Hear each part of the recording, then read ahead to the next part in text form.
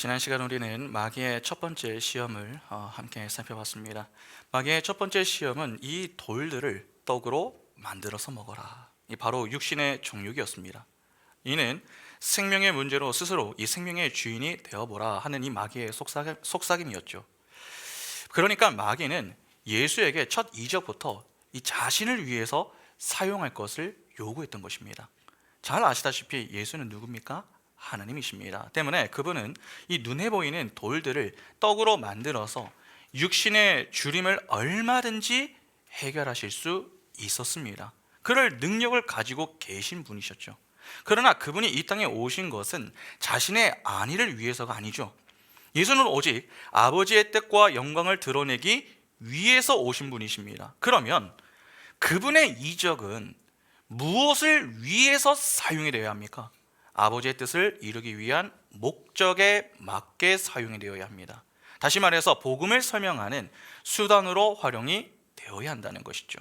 그래서 그분은 이적을 일으키는 대신에 무엇을 하십니까? 신명기의 말씀을 인용하시면서 사람이 무엇으로 사느냐? 하나님의 입에서 나오는 모든 말씀으로 산다라고 하는 이 사실을 강조하시며 첫 번째 시험을 통과하셨습니다.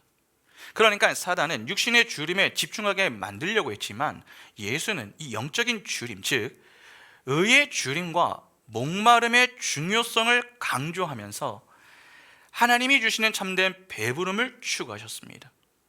쉽게 말해서 말씀에 집중하셨다는 것이죠. 여러분, 왜 예수께서 말씀에만 집중을 하십니까? 하나님의 말씀만이 우리에게 참된 배부름을 준다라고 하는 이 사실을 예수께서 너무나도 잘 아셨기 때문에 그렇습니다. 그러니까 예수는 마귀에게 생명의 주인은 내가 아니라 하나님이시며 하나님을 경외하는 자를 하나님은 결코 줄이지 않게 하심을 보여주었던 것입니다. 여러분, 하나님은 생명을 가지고 계시죠. 그런 분이 자기 백성을 어떻게 대하십니까? 끝까지 지키십니다. 자기 백성을 지키신다라고 하는 말은 곧 그 백성을 책임지신다라고 하는 말 아닙니까? 그러니까 하나님은 항상 택한 백성과 이 동행을 하시며 선하게 인도하심으로 끝내 영광의 자리에 서게 만드시는 것입니다. 중간에 어떤 상황과 또 어떤 문제가 찾아와도 하나님은 자기 백성을 끝까지 붙드심으로 진정한 만족과 배부름을 주신다는 것입니다. 이에 대한 분명한 확신이 예수에게 있었습니다. 그래서 마귀의 첫 번째 시험에 넘어지지 않으시고 통과하실 수 있었던 것입니다. 여러분, 오늘날 우리가 왜 문제와 시험만 찾아오면은 그렇게 쉽게 흔들리는 줄 아십니까? 믿음이 없어서가 아니라 믿음의 확신이 없기 때문에 그렇습니다. 믿음이 있어도 확신하지 못하면은 언제든지 흔들릴 수 있습니다. 우리는 자꾸 믿음의 여부만을 좀 생각하는 경향이 있습니다. 그러나 우리는 그보다 조금 더 나아갈 필요가 있습니다. 믿음의 여부에서 믿음의 확신을 가지고 있는가의 여부에 대해서 좀 고민할 필요가 있다는 것이죠. 우리가 믿음을 가지고 있다면은 이제는 믿음의 확신을 갖기 위해서 이 믿음의 성숙과 성장을 이루고 그에 대해 고민과 기도를 해야 됩니다. 자꾸 믿음이 있는가의 그 여부만을 가지고서 고민하면은 안 됩니다. 믿음의 확신이 있어야 위기의 순간에도 쉽게 넘어지지 않습니다.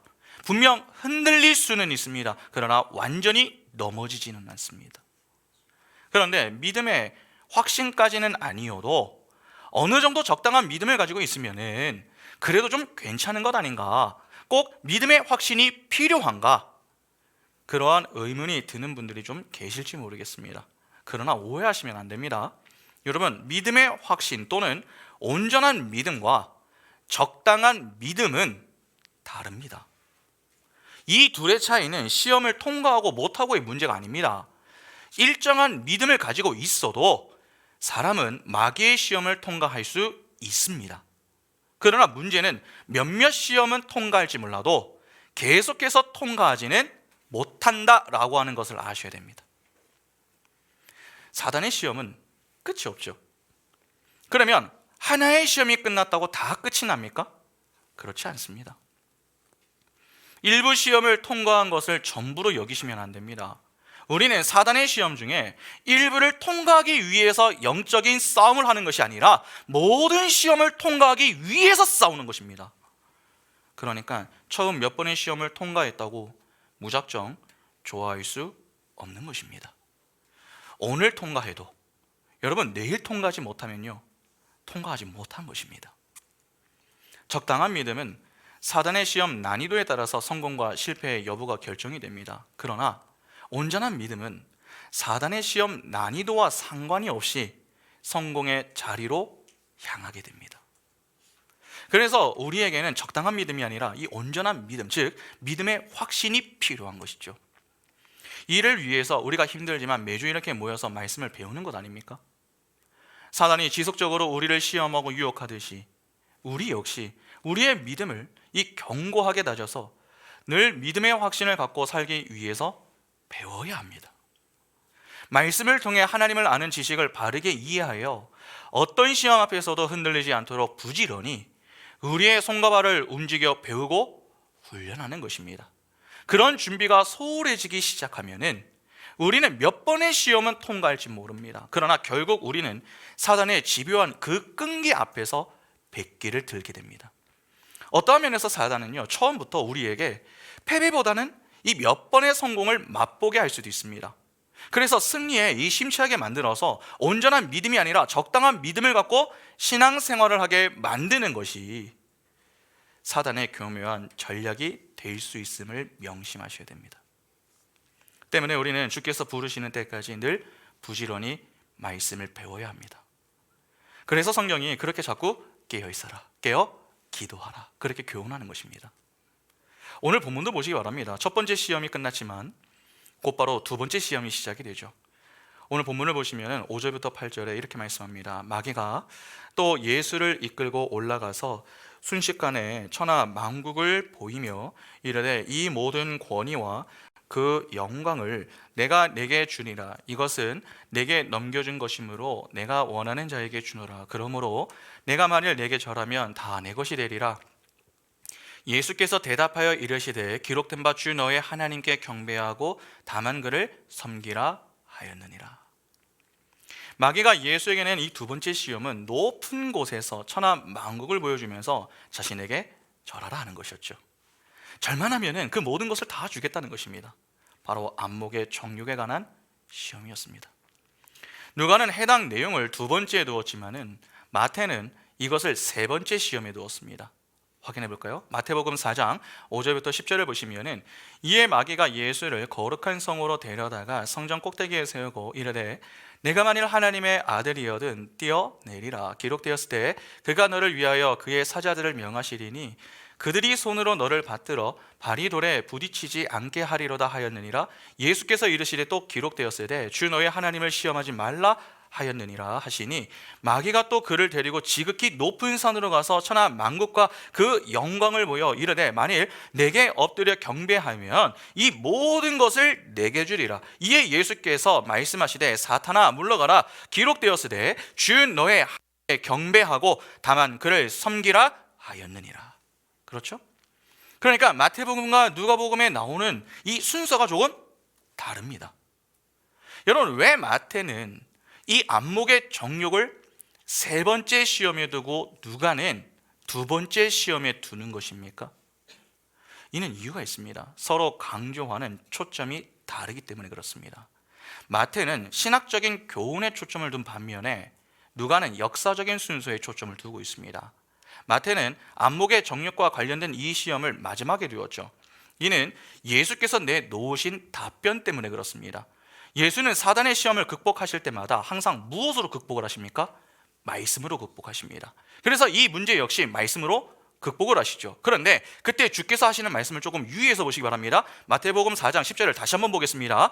이에 예수께서 말씀하시되 사탄아 물러가라. 기록되었으되 주 너의 하나님께 경배하고 다만 그를 섬기라 하였느니라. 예수께서 지금 뭐라고 말씀하십니까? 주 너의 하나님께 경배하고 다만 그를 섬기라, 그렇게 말씀합니다. 바로 이 내용을 강조하고 싶었던 것이죠. 그러니까 예수께서 사단의 시험을 통과하신 궁극적인 이유는 바로 예수께서 하나님만을 섬기시는 분이셨기 때문이다. 그것을 교훈하고 싶었던 것입니다. 그러나 누가는 좀 다릅니다. 누가는 지금 누구에게 글을 쓰고 있습니까? 데오빌로를 비롯해서 이방 헬라인들에게 글을 쓰고 있습니다. 그런데 그가 글을 쓰면서 강조했던 내용 기억하십니까? 누가복음 1장 1절부터 4절을 보시면은 우리 중에 이루어진 사실에 대하여 처음부터 목격자와 말씀에 일꾼된 자들이 전하여 준 그대로 내력을 저술하려고 붓을 든 사람이 많은지라 그 모든 일을 근원부터 자세히 미루어 살핀 나도 데오빌로 각하에게 차례대로 보내는 것이 좋은 줄 알았노니 이는 각하가 알고 있는 바를 더 확실하게 하려 함이로라. 바로 역사적인 사실입니다. 그러니까 누가는 복음을 신화라든지 아니면 꾸며낸 이야기가 아니라 역사적인 사실에 기반한 것이다 라고 하는 것을 좀 강조하고 싶었던 것이죠. 물론 누가복음에 나오는 모든 내용이 역사적인 순서대로 기록이 된 것은 아닙니다. 모든 것이 예수께서 공생의 사역을 시작하기 위해서 등장을 하셨을 때에 요한의 이야기가 잠깐 나오죠. 누가복음 3장 20절과 21절 보시면 그 위에 한 가지 악을 더하여 요한을 옥에 가두니라, 이렇게 해서 요한의 이야기가 끝났습니다. 그런데 21절을 보면은 백성이 다 세례를 받을새 예수도 세례를 받으시고 기도하실 때에 하늘이 열리며, 여러분 여기 보면은 요한이 옥에 갇혔다고 하는 내용 이후에 또다시 요한이 등장합니다. 이는 역사적인 사실을 파괴하는 것이 아니라 요한의 이야기 이후에 예수의 이야기로 시작을 하기 위해서 의도적으로 시작 부분에 잠시 요한을 등장시킨 것입니다. 그러니까 전혀 문제가 될 것은 없는 것이죠. 복음서 기자는 각기 나름대로 의도를 가지고 책을 기록했습니다. 그런데 그 중에 그래도 역사적인 순서에 따라서 기록을 하려고 애를 썼던 인물이 바로 누가입니다. 그래서 어떤 의도를 가지고 책을 썼느냐에 따라서 순서나 이 배치의 차이가 조금씩 나는 것이죠. 그러면 이러한 이해를 가지고 본다면은 해당 이 기사에서 중요한 것은 무엇이겠습니까? 이 시험의 몇 번째 시험인가 하는 것이 아니라 그 시험을 예수께서 받으셨다라고 하는 사실입니다. 다시 말해서 마귀가 예수에게 안목의 정욕에 관한 유혹으로 시험을 했다라고 하는 것이죠. 육신의 정욕 이후에 사단은 예수에게 찾아와서 이 안목의 정욕으로 시험을 했습니다. 일단 마귀는 예수를 높은 곳으로 데리고 올라가서 만국을 보여주었습니다. 그런데 여기 만국이라고 번역이 된 이 헬라어 단어를 조금 주목해서 보실 필요가 있습니다. 마태복음과 누가복음은 서로 사용하는 단어가 좀 다릅니다. 마태는 코스모스라고 하는 단어를 사용했지만 누가는 오이쿠메네라고 하는 단어를 사용했습니다. 오이쿠메네. 누가가 쓴 이 단어는요, 주로 사람들이 사는 세상 또는 황제가 통치하는 영역을 가리킬 때에 사용하는 단어입니다. 여러분, 황제가 통치하는 영역입니다. 당시 가장 강력했던 나라가 어디입니까? 로마입니다. 로마 제국이 얼마나 광대했습니까? 모든 길은 로마로 통한다 라고 하는 말이 있을 정도로 지상 최대의 영토와 막강함을 자랑했던 나라, 그 나라가 바로 로마였습니다. 그러니까 마귀는 예수에게 그런 제국을 보여주면서 그 제국을 주겠다고 이야기한 것입니다. 그런데 잘 보시기 바랍니다. 이 내용을 지금 누가 이야기를 하고 있습니까? 마귀가 이야기하고 있습니다. 마귀가 이 세상에 제국을 줄 수 있는 권한이 있습니까? 여러분, 마귀가 이 세상에 제국을 줄 수 있습니까? 마귀는 있다고 합니다. 오늘 보면 6절을 한번 다시 볼까요? 이르되 이 모든 권위와 그 영광을 내가 내게 주리라. 이것은 내게 넘겨준 것이므로 내가 원하는 자에게 주노라.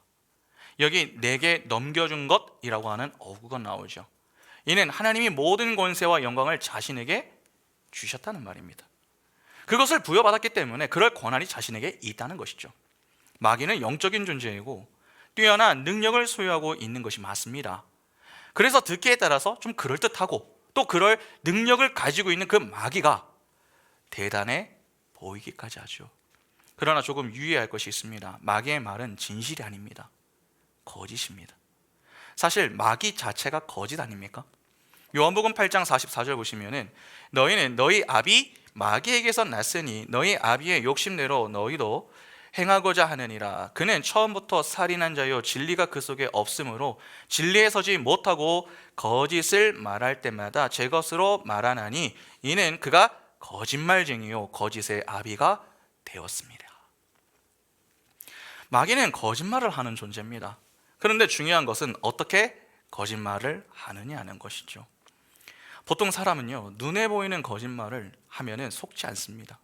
그러나 교묘하게 속이면은 은근히 잘 속습니다.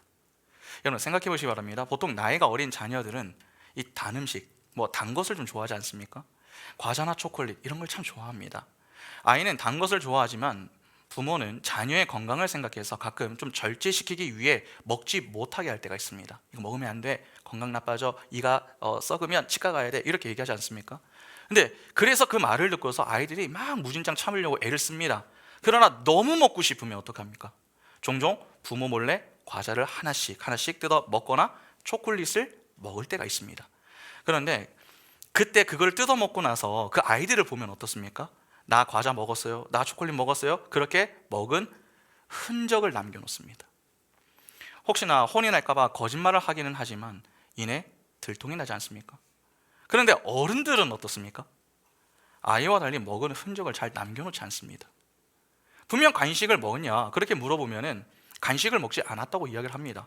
그런데 문제는 무엇입니까? 살이 빠지지 않죠. 그러다가 나중에야 이실직고를 하는 것 아닙니까? 여러분 진리도 크게 다르지 않습니다.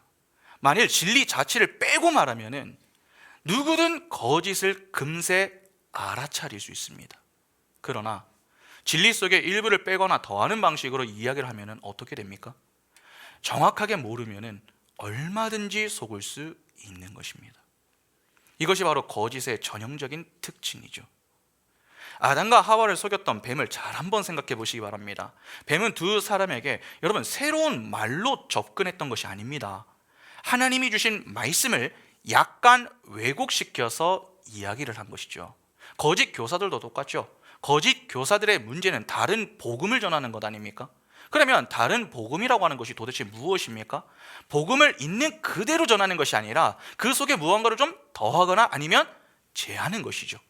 갈라디아서 1장 6절부터 9절 보시면은 그리스도의 은혜로 너희를 부르신 이를 이같이 속히 떠나 다른 복음을 따르는 것을 내가 이상하게 여기노라. 다른 복음은 없나니 다만 어떤 사람들이 너희를 교란하여 그리스도의 복음을 변하게 하려 함이라. 그러나 우리나 혹은 하늘로부터 온 천사라도 우리가 너희에게 전한 복음 외에 다른 복음을 전하면 저주를 받을지어다. 우리가 전에 말하였거니와 내가 지금 다시 말하노니 만일 누구든지 너희가 받은 것 외에 다른 복음을 전하면 저주를 받을지어다. 자, 그러면 보시기 바랍니다. 하나님은 사단에게 권세를 주신 것이 맞습니다. 그러나 이는 제한된 권세입니다. 인간 편에서 사단의 권세가 대단한 것이지 하나님 편에서는 사실 아무것도 아닙니다. 더욱이 사단은 늘 하나님의 허락을 받아야 하지 않습니까? 그러니까 최종 결정권자는 하나님이지 마귀 자신이 아닙니다. 그런데 지금 마귀는 어떻게 합니까? 자신이 최종 결정을 내릴 수 있는 자격과 조건을 가지고 있는 자처럼 기세등등하게 예수에게 이야기를 하는 것입니다. 교만과 거짓의 모습으로 찾아온 것이죠. 일단 여기서 우리는 마귀가 교만과 거짓의 모습으로 찾아온다라고 하는 사실을 다시 한번 확인할 수 있습니다.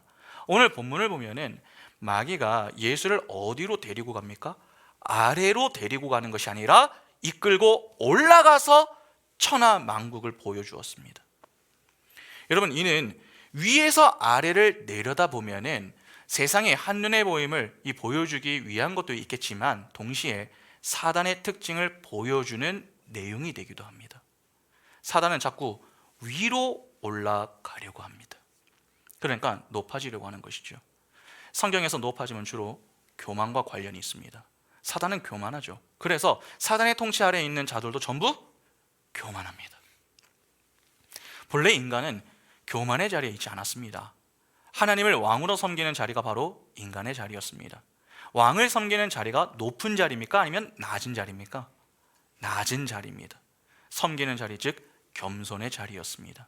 그러나 뱀이 그 자리에 있는 자들을 찾아와서 어떻게 유혹하고 시험했습니까? 섬기는 자리에 있지 말고 섬김을 받는 그 자리에 있어라, 그렇게 말한 것 아닙니까? 소위 종으로 살지 말고 왕이 되라는 말입니다. 이것이 바로 교만의 문제 아닙니까? 선악과 사건 이후에 죄로 타락한 모든 죄인들이 여러분 이 모습으로 지냈습니다. 죄인은 나를 위해 남을 희생시키는 이기의 존재입니다. 나를 희생하여 남을 섬기는 십자가의 삶, 자기 부인의 삶을 살지 못합니다. 어떻게든 자신의 만족과 자신의 영광을 위해서 자꾸 높아지려고 하죠. 그 모습으로 인해서 나타난 것이 무엇입니까? 세상의 힘을 추구하는 모습으로 나타납니다. 그래서 역사 이래에 늘 세상은 무엇을 추구했습니까? 힘을 추구했죠. 세상은 힘의 원리가 지배하는 곳이 되었습니다. 그 힘을 대표하는 것이 오늘날에는 무엇입니까? 돈입니다. 그래서 사람들이 그렇게 돈을 벌기 위해서 안간힘을 쓰는 것 아닙니까? 사람들이 하는 말만 보면 알 수 있습니다. 정확하죠. 오히려 돈으로 안 되는 것은 없다. 돈이면 다 할 수 있다. 무슨 말입니까? 돈이 곧 세상의 힘이다 라고 하는 말입니다. 재벌들을 한번 생각해 보시죠. 물론 재벌이라고 해서 다 교만한 것은 아닙니다. 그 중에 일부는 교양적인 분들도 있고 또 겸손한 분들도 있습니다. 그러나 많은 경우는 어떻습니까? 교만합니다. 당당하고 예의가 없습니다. 그래서 사람들에게 함부로 하죠. 무슨 문제가 생기면 돈으로 해결을 하려 합니다. 그래서 그렇게 힘을 가지고 힘없는 자들에게 함부로 대하는 모습을 두고서 부르는 말이 있죠. 무엇입니까? 갑질입니다. 그러니까 세상 힘을 추구하는 자들이 한결같이 전부 교만한 것이죠. 교만한 자들은 또 탐욕이 끝이 없습니다. 마귀는 그렇게 거짓과 교만으로 탐욕을 자극하면서 세상을 보게 합니다. 그래서 세상의 화려함에 매료되게 만드는 것이죠. 그러면 제가 이런 질문을 한번 드려보겠습니다. 여러분, 세상을 보는 것이 잘못된 것입니까? 세상을 보는 것. 세상을 보는 것은 잘못된 것입니까? 그렇지 않습니다. 우리는 세상을 보아야 합니다. 그러나 우리가 세상을 보는 이유가 중요하겠죠. 그 이유가 무엇 때문입니까? 그 세상을 통해 하나님의 일하심과 역사하심을 보기 위해서입니다. 성도에게 세상은 하나님을 보는 안경과도 같은 것입니다. 그러나 마귀는 다르죠. 그 세상 자체에 집중하게 만듭니다. 하나님이 아닌 그 세상을 전부로 보게 만드는 것이죠. 다시 말해서 봐야 할 것이 아니라 보고 싶은 것만 보게 만든다는 것입니다. 이것이 사단이 노리는 것이죠. 여러분, 5절을 잘 보시면은 마귀는 순식간에 천하 만국을 보였다라고 했습니다. 순식간에 넓은 만국을 다 보여준 것이죠. 이것이 또 중요합니다. 사단은 짧은 시간에 천하를 보게 했습니다. 오랜 시간 거쳐서 천천히 둘러보게 한 것이 아닙니다.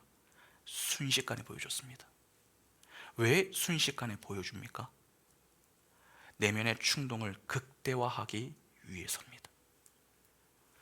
마귀는 안목의 정욕으로 시험을 할 때 사용하는 방법이 있습니다. 짧고 굵게 보여줍니다.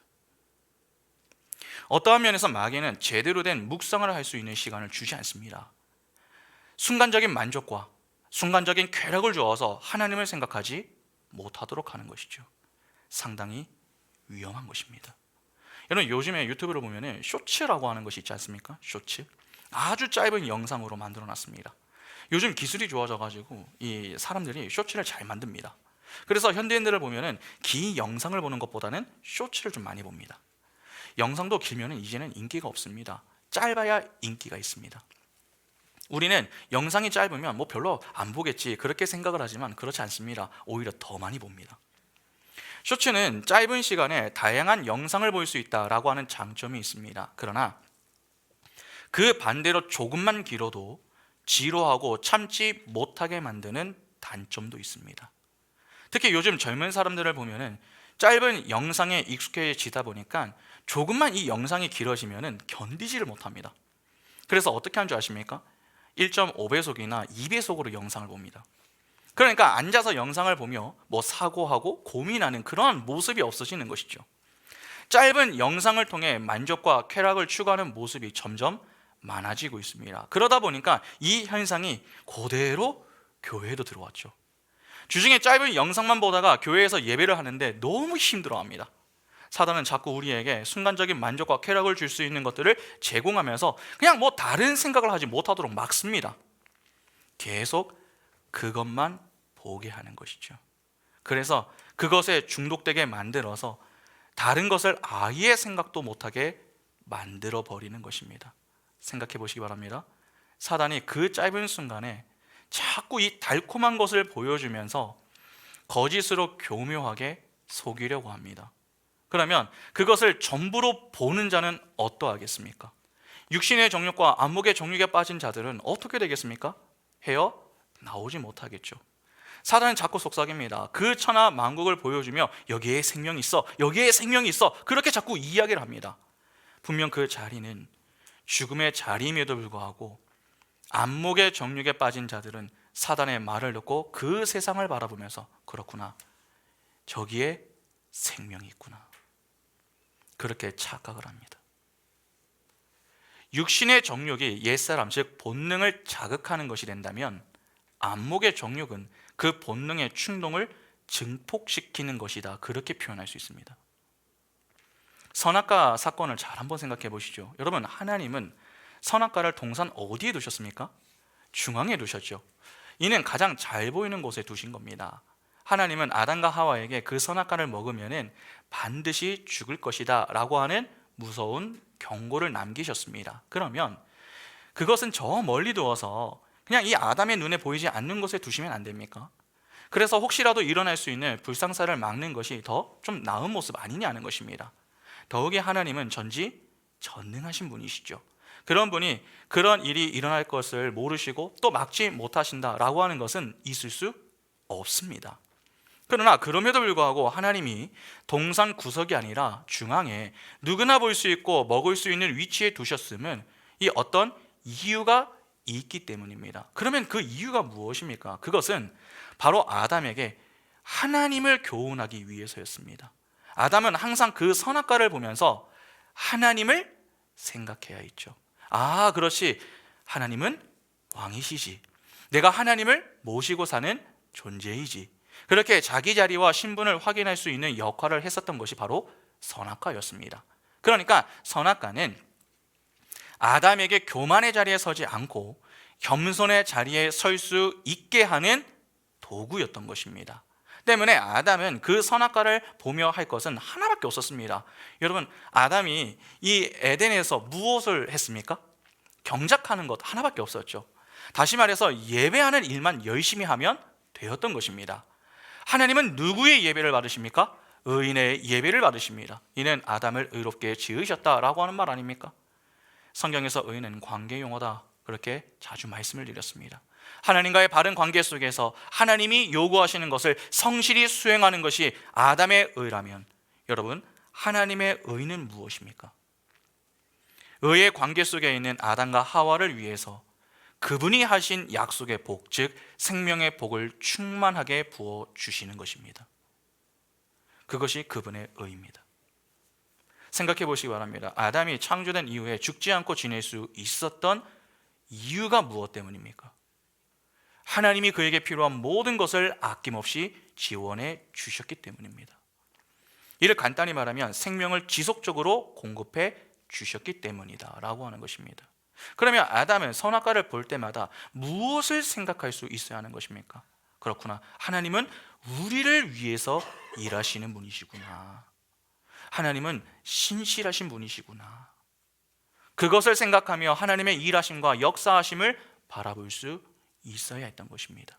그래서 그런 생각 아래에 그에게 주어진 자리에서 맡겨진 사명을 충실하게 감당하며 지낼 수 있어야 했습니다. 그러니까 선악과는 아담과 하와를 시험되게 만들기 위한 장치가 아니라 오히려 그들을 사랑하시고 배려하여 두신 장치였던 것입니다. 때문에 아담과 하와는 선악과라는 수단을 통해서 하나님을 볼 수 있어야 했습니다. 그러나 뱀이 그들을 찾아와서 유혹을 하니까 그때부터 선악과를 어떻게 봅니까? 선악과를 통해 하나님을 보는 것이 아니라 그 선악과 자체에 집중하고 그것을 전부로 여기기 시작했습니다. 창세기 3장 1절부터 보시면, 그런데 뱀은 여호와 하나님이 지으신 들 짐승 중에 가장 강교하니라. 뱀이 여자에게 물어 이르되 하나님이 참으로 너희에게 동산 모든 나무의 열매를 먹지 말라 하시더냐? 여자가 뱀에게 말하되 동산 나무의 열매를 우리가 먹을 수 있으나 동산 중앙에 있는 나무의 열매는 하나님의 말씀에 너희는 먹지도 말고 만지지도 말라 너희가 죽을까 하노라 하셨느니라. 뱀이 여자에게 이르되 너희가 결코 죽지 아니하리라. 너희가 그것을 먹는 날에는 너희 눈이 밝아져 하나님과 같이 되어 선악을 알 줄 하나님이 아심이니라. 뱀이 하와를 유혹하는 장면을 보면은 뱀이 하와를 어떻게 유혹합니까?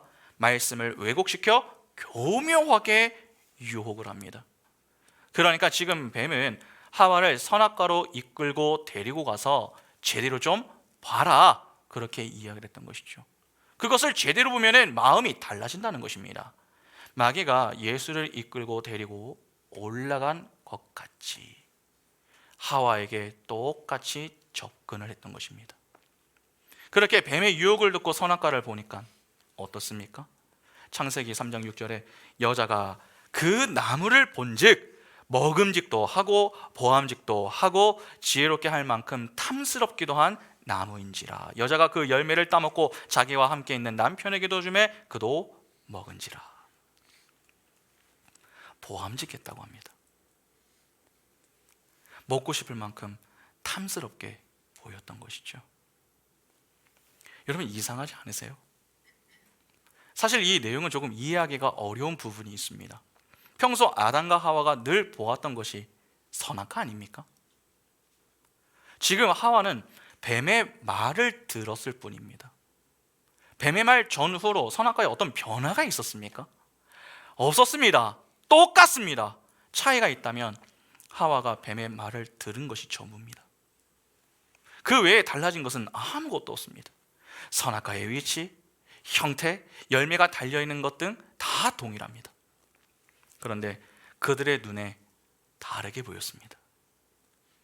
왜 이러한 차이가 발생하는 것입니까? 선악과를 하나님을 보는 수단이 아니라 목적으로 보았기 때문에 그렇습니다. 이것만 먹으면 하나님 수준까지 그들이 올라갈 수 있다라고 하는 그 마음으로 선악과를 보았더니 그것이 먹고 싶을 만큼 탐스럽게 보였던 것입니다. 이 과정을 잘 보면은 여러분, 뱀의 유혹, 즉 말이 먼저 주어졌습니다. 그 말에 육신의 정욕, 즉 본능의 충동이 일어났고 그것을 증폭시킨 것이 바로 선악과를 보는 것이었습니다. 그러니까 무슨 말을 듣느냐의 문제는 상당히 중요한 것이죠. 누구의 말을 듣느냐에 따라 보는 것이 달라지는 것입니다. 그렇지 않습니까? 하나님의 말씀을 듣는 자들은 하나님의 말씀을 바라봅니다. 그러나 사단의 말을 듣는 자들은 사단이 보라고 하는 것을 봅니다. 사단은 우리에게 솔깃한 제안을 많이 합니다. 그리고 우리는 하나님의 말씀보다 사단의 제안을 더 마음에 들어 합니다. 왜냐하면 우리 안에 죄성이 남아있기 때문에 그렇죠. 첫 아담의 실패로 모든 인간이 갖게 된 것이 죄입니다. 소위 원죄를 갖게 된 것이죠. 그래서 모든 인간은 죄에 대한 유혹이 찾아올 때에 사실 이 거부감이 별로 없습니다. 오히려 그것을 은근히 즐기고자 하는 그러한 마음이 생깁니다. 그래서 세상에 우리에게 이야기하는 것들에 대해서 큰 불편함을 느끼지 않는 것입니다. 그러나 하나님의 말씀은 무엇입니까? 죄에서 돌이키라는 것이죠. 내가 좋은 것이 아닌 하나님께 좋은 것을 하라, 그렇게 말씀합니다. 여러분, 내게 좋은 것이 하나님께 좋은 것이 될 수도 있습니다. 그러나 그렇지 않을 수도 있습니다. 오히려 내게 좋지 않은 것이 하나님께 좋은 것이 될 수도 있는 것입니다. 그러니까 하나님의 말씀 속에는 늘 무엇이 있습니까? 자기 부인이 있습니다. 그래서 참된 믿음을 갖고 사는 성도들은 고충이 있죠. 옛것과 새것 사이에서 갈등과 충돌로 인한 괴로움이 있습니다. 하나님은 그런 우리를 자꾸 항복하게 만들고 순종하는 자리로 몰고 가십니다. 그 훈련의 장으로 허락된 곳, 그곳이 바로 광야입니다. 힘든 과정이지만 그 속에서 우리는 점점 변합니다. 참 생명의 자리로 향하는 그 길에 진정한 기쁨과 감사가 고백되는 것입니다. 그래서 나중에 하나님의 말씀이 더 좋게 들리는 것이죠. 그러나 그렇지 않은 이들에게는 늘 하나님의 말씀은 그냥 지겨운 잔소리에 지나지 않습니다. 분명 뱀의 유혹과 마귀의 말이 더 좋게 들립니다. 보이는 세상을 전부로 만들어서 우리가 원하는 것을 얻게 해주는 것 같습니다. 그런데 이 세상 어디에도 여러분 공짜는 없습니다. 항상 원하는 것을 얻기 위해서는 그에 따른 대가를 지불해야 됩니다. 마귀도 똑같죠. 예수에게 마귀는 안목의 정욕을 심어주면서 원하는 것을 다 주겠다고 했습니다. 단 무엇을 요구합니까? 7절을 다시 한번 보시기 바랍니다. 그러므로 내가 만일 내게 절하면 다 내 것이 되리라. 만일 내게 절하면 다 내 것이 되리라. 자신에게 절만 하면은 다 주겠다. 그렇게 조건을 제시합니다. 여러분, 마귀는요, 처음부터 자신의 본심을 드러내지 않습니다. 본능을 충동질시키고 증폭시켜 놓고 난 이후에 진짜 본심을 드러냅니다. 에서의 장자권 사건 잘 아시죠? 그러니까 야곱이 장자권을 빼앗아 온 것. 하루는 야곱이 팥죽을 쏘았는데 배가 고팠던 이 에서가 냄새를 맡고서 들어왔습니다. 배가 고프니 팥죽 냄새가 얼마나 그 코를 자극했겠습니까? 그래서 먹을 것을 좀 줘, 그렇게 이야기를 하니까 야곱이 뭐라고 합니까? 창세기 25장 29절부터 보시면 야곱이 죽을 쏘았더니 에서가 들에서 돌아와서 심히 피곤하여 야곱에게 이르되 내가 피곤하니 그 붉은 것을 내가 먹게 하라 한지라. 그러므로 에서의 별명은 에돔이더라. 야곱이 이르되 형의 장자의 명분을 오늘 내게 팔라. 에서가 이르되 내가 죽게 되었으니 이 장자의 명분이 내게 무엇이 유익하리요? 야곱이 이르되 오늘 내게 맹세하라. 에서가 맹세하고 장자의 명분을 야곱에게 판지라. 야곱이 떡과 팥죽을 에서에게 주매 에서가 먹으며 마시고 일어나 갔으니 에서가 장자의 명분을 가볍게 여김이었더라. 그냥 이 팥죽을 줄 수도 있었을 텐데 자신에게 장자권을 넘겨라 라고 하는 말을 하며 줍니다. 그러면 여러분, 야곱이 형에게 팥죽 한 그릇을 줌으로써 얻고자 했던 것이 무엇입니까? 장자권이죠. 사단이 딱 그렇게 움직이는 것입니다. 마귀는 우리에게 거짓으로 찾아와서 현혹시킵니다. 그렇게 거의 넘어갈 정도로 만들어 놓고서 그때부터 자신의 본색을 조금씩 드러냅니다. 내게 절을 하면은 이 모든 것을 다 줄게, 그렇게 말이죠. 여기서 절하다라고 하는 말은요, 예배하다 그렇게 번역을 해도 틀리지가 않습니다. 쉽게 말해서 나를 예배하면은 다 줄게 라고 이야기하는 겁니다. 예배라고 하는 것이 무엇입니까? 최고의 가치를 돌리는 행위 아닙니까? 그러면 마귀를 예배하면 마귀를 어떻게 대하는 것이 됩니까? 마귀를 왕으로 삼는 것이 됩니다. 그러니까 지금 마귀는 예수에게 자신의 종이 되라고 이야기를 한 것이죠. 주로 종이 왕에게 절을 하는 것 아닙니까? 바로 그것을 예수에게 요구했던 것입니다. 그러자 예수께서 이에 대해서 어떻게 응수를 하십니까? 하나님의 말씀으로 대응을 하시는데 그 내용이 8절에 나오죠. 여러분, 이것은 신명기 6장에 나오는 말씀을 인용한 것입니다. 신명기 6장 10절부터 15절을 보시면은 내 하나님 여호와께서 내 조상 아브라함과 이삭과 야곱을 향하여 내게 주리라 맹세하신 땅으로 너를 들어가게 하시고 내가 건축하지 아니한 크고 아름다운 성읍을 얻게 하시며 내가 치우지 아니한 아름다운 물건이 가득한 집을 얻게 하시며 내가 파지 아니한 우물을 차지하게 하시며 내가 심지 아니한 포도원과 감람나무를 차지하게 하사 내게 배불리 먹게 하실 때에 너는 조심하여 너를 애굽 땅 종 되었던 집에서 인도하여 내신 여호와를 잊지 말고 내 하나님 여호와를 경외하며 그를 섬기며 그의 이름으로 맹세할 것이니라. 너희는 다른 신들 곧 내 사면에 있는 백성의 신들을 따르지 말라. 너희 중에 계신 너희의 하나님 여호와는 질투하시는 하나님이신즉 너희의 하나님 여호와께서 내게 진노하사 너를 지면에서 멸절시키실까 두려워하노라. 예수는 바로 이 내용 가운데 13절의 말씀을 인용하신 것입니다. 자신을 예배하라. 그러한 마귀의 말에 예수 오직 예배의 대상은 하나님밖에 없음을 강조했던 것입니다. 여기서 우리가 또 하나 주목할 것이 있습니다. 주로 하나님을 떠난 죄인들의 사고가 여러분 어떠한 줄 아십니까? 다다익선의 사고를 가지고 있습니다. 많으면 많을수록 좋다, 그렇게 여기는 것이죠.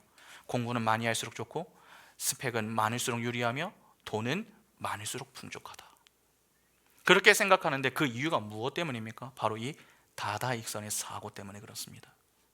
그래서 그런 자들은 신앙도 그렇게 생각을 합니다. 특히 여러분 일본을 가보신 분들 계시죠? 일본을 가보면 거의 모든 게 다 신입니다. 그들은요 여러 신들을 믿습니다. 많이 믿으면 많이 믿을수록 좋다, 그렇게 보는 것입니다. 그런데 세상 사람들만 그러한 것이 아니라 교회를 다니는 사람들도 별반 차이가 없습니다. 성경은 오직 하나님만을 경외해라. 그렇게 가르치는데 많은 이들이 어떻게 하나님을 섬깁니까? 하나님만 섬기는 것이 아니라 하나님도 섬기려고 합니다. 오늘날 진짜 심각한 문제는요, 하나님을 완전히 떠나는 것이 아닙니다. 하나님을 믿기는 합니다. 그러나 하나님과 세상을 겸하여 섬깁니다. 오늘날 세상의 힘을 대표하는 것이 돈이라고 했죠. 그러니까 하나님과 돈을 함께 섬기는 것입니다.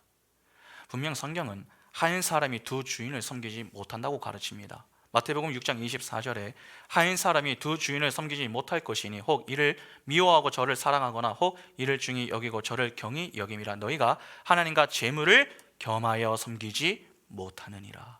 고린도후서 6장 14절부터 보시면 너희는 믿지 않는 자와 멍에를 함께 매지 말라. 의와 불법이 어찌 함께하며 빛과 어둠이 어찌 사귀며 그리스도와 베리알이 어찌 조화되며 믿는 자와 믿지 않는 자가 어찌 상관하며 하나님의 성전과 우상이 어찌 일치가 되리요. 우리는 살아계신 하나님의 성전이라. 이와 같이 하나님께서 이르시되 내가 그들 가운데 거하며 두루 행하여 나는 그들의 하나님이 되고 그들은 나의 백성이 되리라. 그러므로 너희는 그들 중에서 나와서 따로 있고 부정한 것을 만지지 말라. 내가 너희를 영접하여 너희에게 아버지가 되고 너희는 내게 자녀가 되리라. 전능하신 주의 말씀이니라 하셨느니라. 성경은 하나님과 만몬을 함께 섬길 수 없으며 베리알과 함께하지 못한다, 그렇게 강조합니다. 그러나 사람들은 그렇게 생각하지 않습니다. 그리고 생각해 보시기 바랍니다. 여러분, 하나님과 돈을 섬기는 것이, 같이 섬기는 것이 어려운 것입니까? 절을 딱 한 번 하는 것이 어려운 것입니까? 우리는 자꾸 신앙의 넘어짐에 대해서 어려운 것으로 생각하는 경향이 있습니다. 그러나 그렇지 않습니다. 오히려 쉽습니다. 쌓는 것보다 쉬운 것이 무너지는 것입니다. 아담과 하와가 선악과를 먹는 것이 어려운 것이었습니까? 노아가 방주의 문을 열고 나오는 일이 어려운 일이었습니까? 쉬운 일이었습니다. 말씀을 떠나는 것은 어렵지 않습니다. 매우 쉬운 일입니다. 하나님을 예배하지 않는 것은 간단합니다. 오히려 그 반대로 하나님만 예배하는 것이 더 어렵습니다. 적당하게 타협하는 선에서 예수를 믿으면요, 예수 믿는 것만큼 쉬운 게 없습니다. 특히 오늘날 그렇게 살기 얼마나 좋습니까? 유튜브에 예배 영상이 차고 넘칩니다. 때문에 주일이라도 내가 바쁘면 그냥 빠지고 남는 시간에 집에서 예배 영상을 보면 됩니다. 꼭 주일 이 성수에 무게를 두지 않아도 되는 것이죠. 누가 터치하지도 않습니다. 그러니까 얼마나 편하고 좋습니까? 시험 기간이다, 직장이 주일에 겹친다, 몸이 좋지 않다, 그러면 그냥 빠지고 보는 것입니다. 빠지면 몸이 얼마나 편하고 또 시간이 얼마나 많이 남습니까? 나를 위해 사용할 수 있는 시간들이 주어졌기 때문에 그 시간에 공부하고 일해서 원하는 대학과 돈을 벌면 되는 것입니다. 그것이 편하고 좋은 것입니다. 실제 오늘날 이렇게 신앙생활을 하고 있는 이들이 얼마나 많습니까? 그러니까 마귀에게 절하고 내가 원하는 것을 얻어내는 것이죠. 마귀에게 한번 예배하고 공부하는 것입니다. 마귀에게 한번 예배하고 돈을 버는 것입니다. 딱 한 번인데, 딱 한 번인데 무엇이 문제가 되겠습니까? 우리는 그렇게 횟수로 접근하려고 합니다. 그러나 그 한 번이 두 번이 되고 두 번이 세 번이 된다라고 하는 사실을 아십니까? 신앙의 타협을 시도하는 자들이 놓치는 사실이 하나 있습니다. 바로 한 번 무너지기 시작한 신앙은 브레이크 없는 차와 같다는 사실입니다. 그래서 한 번 편함을 맛본 사람들은 다시 힘듦을 경험하지 않으려고 합니다. 설령 그것이 하나님의 말씀이라도 그렇게 하지 않으려고 합니다. 그래서 요즘 사람들을 보면 어떻습니까? 몸이 좀 편한 곳, 마음이 좀 편한 곳, 그런 교회를 찾아다니려고 합니다. 정말 말씀으로 내가 훈련을 받을 수 있는 곳, 하나님의 자녀로 거듭나 하나님을 위해 살 수 있는 그러한 교회를 찾지 않습니다. 어떻게든 편하게 할 수 있고 내게 부담을 주지 않는 곳을 찾으려고 하는 것입니다. 그래서 신앙생활을 해도 늘 제자리 걸음을 하는 것이죠. 그러나 착각하시면 안 됩니다. 여러분, 신앙은요, 내 영혼이 걸린 문제입니다. 한 번 넘어짐이 곧 내 영혼의 죽음과 직결된다라고 하는 사실을 아셔야 됩니다. 교회와 성도는 구원을 받은 이후부터 신앙 생활을 시작합니다. 구원을 받았다, 끝나는 것이 아닙니다. 그때부터 신앙 생활은 시작되는 것입니다. 마귀에게 한 번 절하더라도 돈만 벌 수 있다면 그렇게 하겠다, 그렇게 생각하시면 안 됩니다. 성경은 이를 악이라고 규정하며 교회에게 이렇게 이야기합니다. 디모데전서 6장 10절부터 12절에 돈을 사랑함이 일만 악의 뿌리가 되나니 이것을 탐내는 자들은 미혹을 받아 믿음에서 떠나 많은 근심으로써 자기를 찔렀도다. 오직 너 하나님의 사람아, 이것들을 피하고 의와 경건과 믿음과 사랑과 인내와 온유를 따르며 믿음의 선한 싸움을 싸우라. 영생을 취하라. 이를 위하여 내가 부르심을 받았고 많은 증인 앞에서 선한 증언을 하였도다. 바울이 디모데에게 무엇을 권면합니까? 돈을 사랑하는 것이 일만 악의 뿌리가 되니 그러한 악을 피하라고 합니다. 왜 돈을 사랑하는 것이 악이 됩니까? 바울이 지적하는 것은 돈 자체가 아닙니다. 돈을 인생의 목적으로 삼는 것을 지적하는 것입니다. 믿음의 사람이라면 그렇게 살라고 해도 살 수 없다는 것입니다. 그러면 믿음의 사람은 어떻게 살아야 합니까? 믿음의 선한 싸움을 싸워야 합니다. 그래서 영생을 취해야 한다 합니다. 그러니까 보이는 세상의 것들에 현혹이 되어서 하나님을 포기하는 인생이 아니라 그 세상 넘어 계신 하나님을 붙들고 예배하는 자로 살아야 함을 강조하는 것입니다. 우리의 상급은 이 땅의 것들이 아니라 하나님이 주시는 하늘의 상급, 즉 생명이라는 것이죠. 그 일을 위해 부름을 받았음을 잊지 말라는 것입니다. 여러분, 우리는 예수를 믿기 시작한 이후에 죽을 때까지, 주님 다시 만나는 그 날에 이르기까지 수많은 선택의 갈림길 앞에 서게 됩니다. 하나님의 뜻을 따라 순종할 것인가, 아니면 내 뜻에 따라 살 것인가, 이 양자택일을 해야 됩니다. 이를 조금 달리 말하면 하나님께만 경배할 것인가, 아니면 사단에게 절하며 사단을 경배할 것인가 하는 것을 선택해야 한다는 것입니다. 오늘날 많은 이들이 이 문제를 생각하지 않습니다. 조금만 힘이 들면 곧바로 타협을 하죠. 에이, 뭐 한 번 정도는 괜찮겠지, 이 정도는 문제가 되지 않겠지, 그렇게 생각하면서 내가 힘들고 지칠 때, 그래서 사단이 내게 찾아와서 순식간에 천하만국을 보여주며 내게 한 번만 절하면은 이 모든 것을 다 주겠다는 그런 감언 이설이 주어질 때 우리는 딱 눈 한 번만 감고 절을 하려고 합니다. 아예 그럴 준비를 하고 있는 것이죠. 그리고 보이는 세상의 것들을 탐하려고 합니다. 소위 내가 원하는 것을 얻으려고 애를 쓰는 것입니다. 그런데 어떠십니까? 그 한 번이 한 번으로 끝이 납니까? 그 한 번이 시작입니다. 그때부터 그 사람은 끊임없이 사단에게 절하게 되고 굴복하며 결국 사단의 통치하에 속하게 됩니다. 우리는 한 번을 가볍게 생각하지만 하나님은 그 한 번을 매우 무겁게 생각하십니다. 주일 성수를 가볍게 여기지 마시기 바랍니다. 1년 52주 다 참여하지 못할 수 있습니다.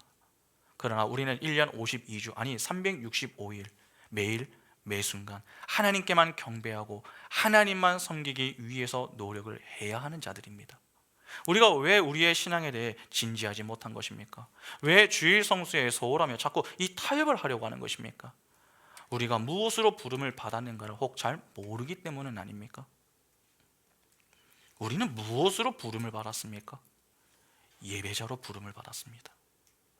하나님도 섬기는 자가 아니라 하나님만 섬기는 자, 하나님께 경배하고 그분만을 섬기는 예배자로 부름을 받은 것입니다.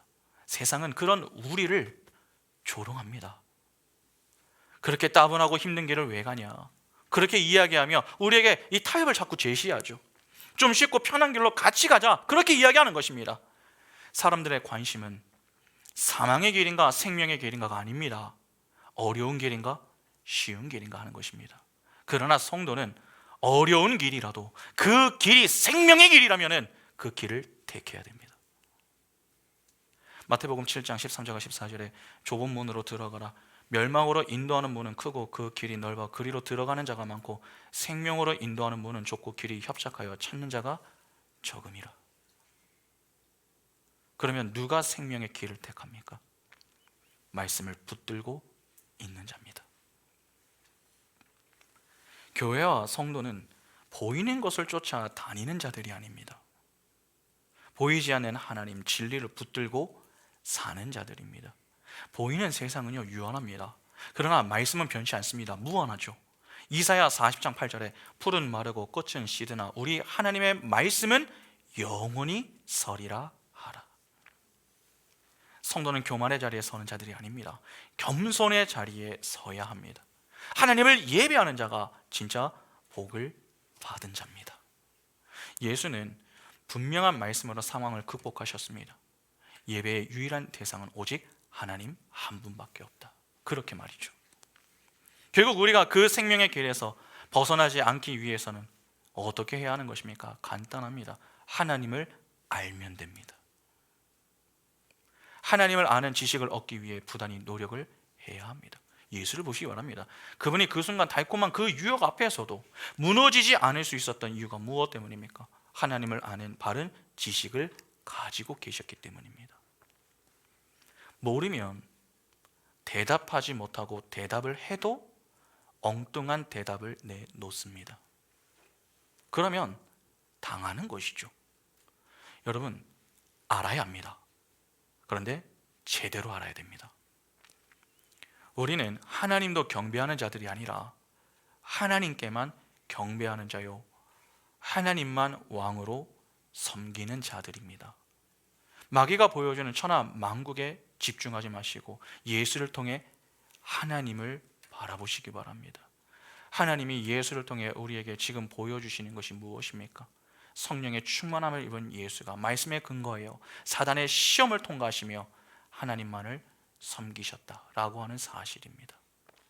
하나님이 예수를 통해 이 사실을 왜 보여주신 줄 아십니까? 너희가 바로 이렇게 시험을 통과할 자들이다. 그 사실을 교훈하기 위해서입니다. 그러면 오늘 우리가 할 일은 무엇입니까? 예수를 본받아서 작은 예수가 되어 우리도 하나님을 아는 그 바른 지식을 가지고 사단의 시험 앞에서도 말씀으로 넉넉히 시험을 통과할 수 있는 실력자들이 되어야 되겠죠. 믿음의 확신을 갖고 사는 성도가 되어야 한다는 것입니다. 그 일을 위해서 하나님이 보혜사 성령을 보내어 주셨고 그 성령께서 우리를 성자 예수 그리스도께로 인도하시며 우리는 그 은혜를 힘입어 성자 예수를 통해 성부 하나님께 나아갈 수 있는 것 아닙니까? 그 시간이 바로 예배 시간입니다.